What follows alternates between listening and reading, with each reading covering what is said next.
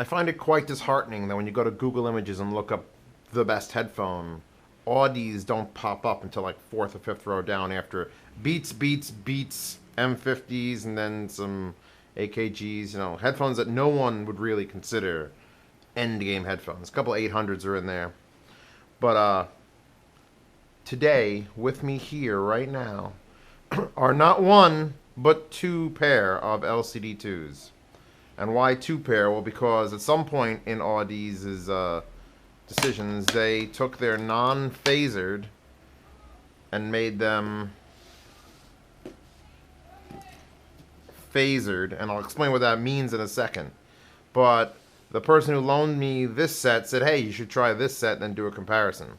Because there's quite a bit of controversy, actually, on the internet of whether the phaser has helped or hurt, and if the sound quality has gone up, and someone's...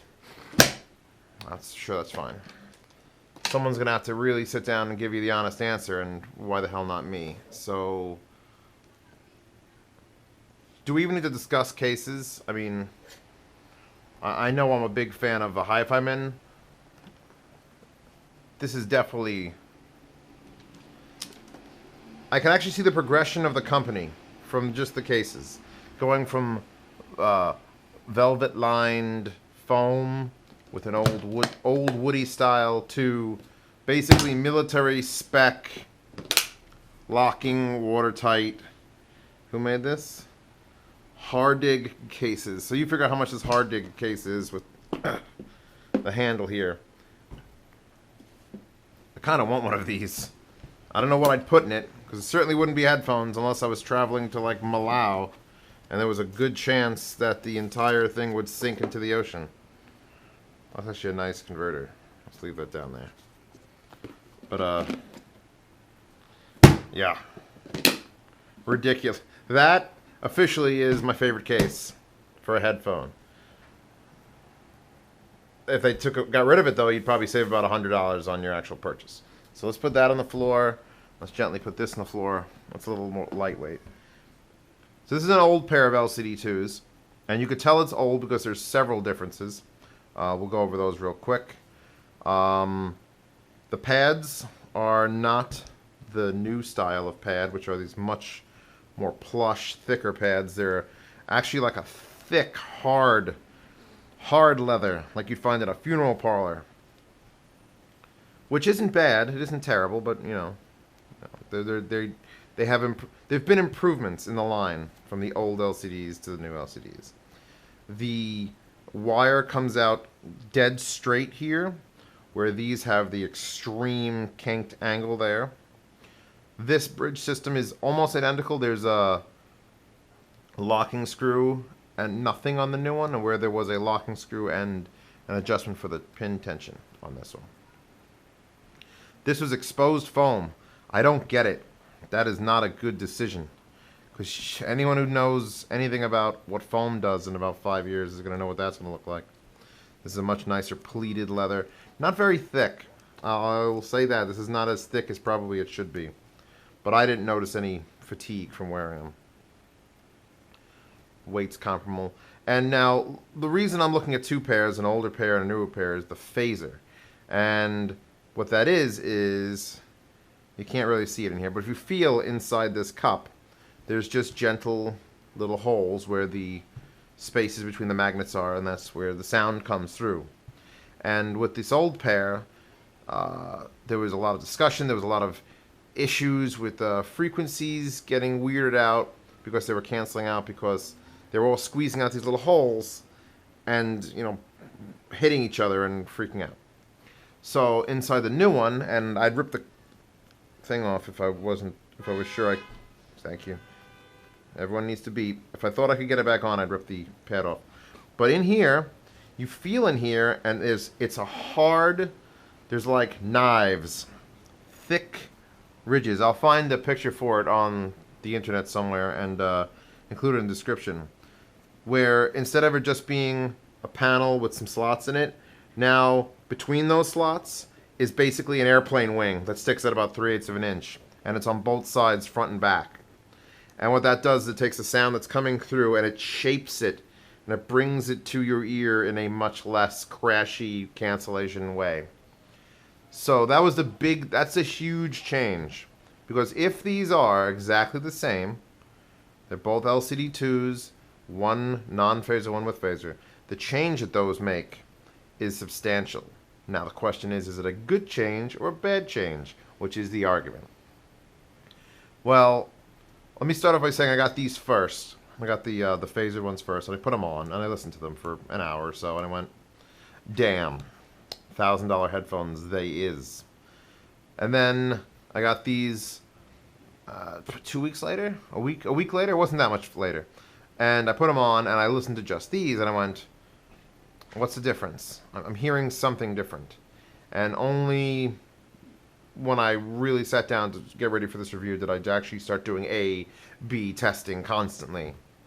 And what I could tell you about the non-phasered is they have better sound stage.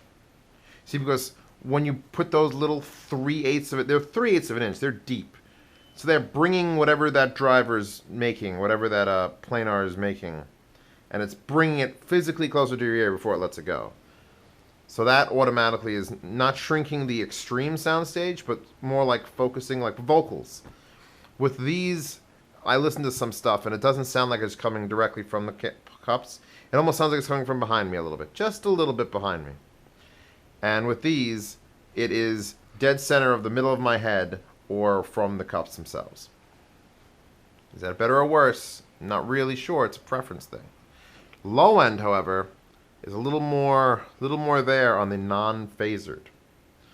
And I'm sure there's some really specific reason why that shape is doing that. But it's not like it's bad on the LCD-2 phaser edition. That'd be silly to say. These are some of the more definitely flat response. We're talking about the 600s, the HD600s being like a reference grade for flat response. Well, then here is a planar equivalent at $1,000. People love these. These are, if you ask someone what their endgame headphone is, it's going to be either an Audeze or an HD800. Now, I only used the HD800s for a little while at some audio shows, including the Rocky Mountain one that just passed. And they didn't sound terrible this time around, but there was an actual massive difference between the balanced and unbalanced. So if anyone wants to send me a set of HD800s to test, if you have a balanced one and I could find a balanced amp, I don't know where the hell I'd find that, but if you can, I'd love to give those a shot on that. Am I done talking about the comparative between the two? Bass is better on these. A little, maybe not as clean. All right, let me put it that way. When I was switching back and forth, I felt like the bass was more present here, but I also felt like it was cleaner here. Like if you're going for pure neutrality in a planar, the phaser's the way to go. But a little more low-end kick, a little bit everything feels a little more constricted in these versus these. These feel a little bit wider, a little bit, I want to say more natural, but that could just be my brain messing with me. Either way, these pads are way too stiff. These are like, my wallet is made out of a similar leather, where these are a nice soft plushy. Oh god, yeah. These are actually bigger than the Mad Dog pads, than the Alpha pads. So, there you go. Now, because of my crazy large ears, the edge of my ears hit the phaser array. Like the little knives, the airplane wings. And it's quite sharp. But, I'm going to assume that that's not happening to most normal people, so I won't even mention it, except I just did. Wires, they improved the wires quite a bit. Here are the original LCD-2 wires. And, oh god, they're so big. Look at that. Look at the quality of that. No kinks, no problems. They go into heat shrink, they go into this wrap, this very, very fine mesh wrap, and then into these color-coded sons of bitches. And the only issue I've had with them, other than being stiff and heavy, is that this material here and this material, if you're wearing this and you sort of look, if it hits together like that, if it rubs, microphonics like a mofo. The whole headphone turns into a goddamn Jamaican steel drum band. It's like zzz. I'm like, what's going on? So, Mini XLR. I'm glad they don't have this wire anymore. In other words, as nice it is to look at, getting that, you feeling that stiffness there? Good. Here's a new wire that comes with the LCD-2, and it's a flat four conductor ribbon. So it comes out of an even bigger 1/4 inch. Actually, is it bigger? Yeah, it's bigger with a restraint. And it goes to a flat 4, which I'm actually starting to really like flat wires. So you custom cable makers should get into it, get on board. And then it goes to another set of mini XLRs. Are these labeled? Yes, they are labeled somewhere. Right. And they go back and then left. So they're not light. They don't have a soft clamp, as you could tell by the fact that it's just pretty much not doing, like, hello, open up. The adjustment is relatively easy. It's almost got a grotto-ish system here, or an original hi-fi system, although this goes click, and the hi-fi didn't click. I never found them uncomfortable, even though that's an insanely stiff clamp. There's basically like a leaf spring from a car in here. But the pads more than make up for that. How do we sound compared to everything else? Because now we're back into the $1,000 top end, got to compare against all the high end stuff that I've listened to range. And if the 560s, the hi-fi 560s, had sounded like these do, I would have been way more excited in my review of them. I understand planar better because of these than the 400S, 400i, even the HE 500s. The old HE series from hi-fi were like a crazy experiment. And they were trying, and now with the new series, they've really nailed it down and they're starting to get better. But these, fuck. Just a globe of happiness encompasses your head. And if that phrase is like, well, that's not audiophile enough for you, then too bad. Because it's one of those sets of headphones you put on and then listen to everything you own again because you've never heard it before. It's a miraculous feeling of things up. There's actual vertical sounds, which is, I don't know, that sounds strange, but you know what it almost is like? I describe my Mad Dogs as having like a 6-inch cube around each thing, and that's where the sounds could come from. It's the same in this, only open and planar. You get that planar low end that seems to extend. Now, when I got these, I'm here expecting I gotta go dig out the goddamn Mini X, and I gotta power them with a car battery in the sun. I've gotta start molten salt farms to get them to move, and that's completely horseshit. Because here's my EO9K that I use for everything, including hard drive headphones, and I'm using it on low gain at like 11 o'clock on low gain.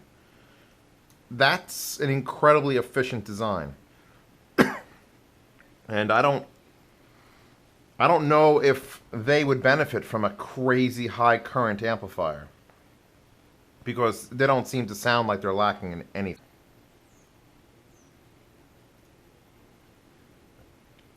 So now Audeze has quite a number of things. Ooh, we could buy the case. How much? Ruggedized. $125.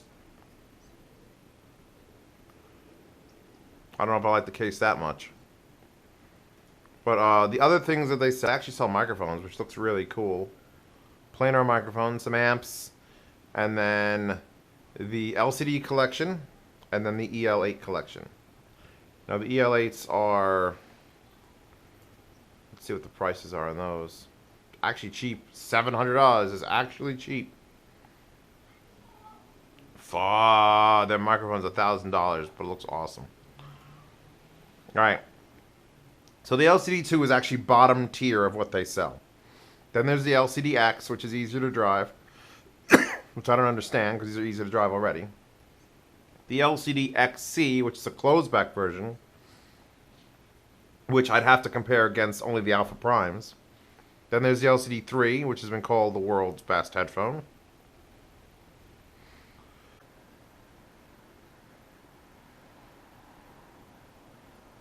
So what do I recommend these for? They're for people who want the best open headphones. I've heard some really, really good ones. Well, these are the best. I don't know what else to compare them against. Honest, I mean, you got to drop down. Unless I get those Hi-Fi-Man 1000s, which are $3,000. Or the Ethers by Mr. Speakers. These are basically going to sit at the top of my list. For just straight up, put them on, sit back, you've got Audeze's bottom of the line, but it doesn't matter. How much is the LCD-4, you ask? $4,000. Someone want to send me the LCD-4s, please? There's a 30-day trial. That would suck. I'd hate to do that. I hate to be that person, but yeah. How do you improve over this and make it cost 4 times more and it looks the same? I don't know. Holy shit. Maximum power handling on the LCD-4s is 15 watts for 200 milliseconds. I've got a new goal. Optimal power require 1 to 4 watts. So that literally requires a speaker amp to run. Now I don't even care about these. Although they do have the best case in the world. Alright. Sound demo's coming up. Don't know what else to say about these. Well, you're not going to be able to buy those. Those are just to compare. Do I think it's an improvement with the Fazor? Yes. But if you have those, don't be upset.